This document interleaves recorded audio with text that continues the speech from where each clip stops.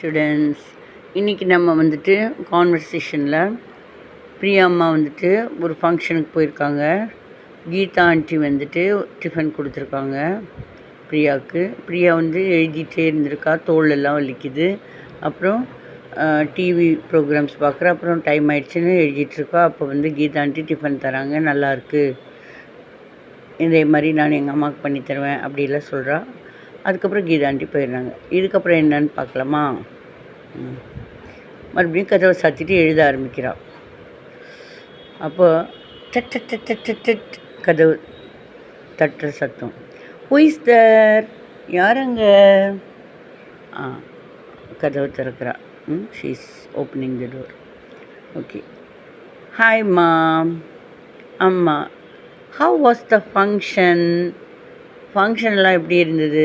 Have was the function? Function எப்படி இருந்தது?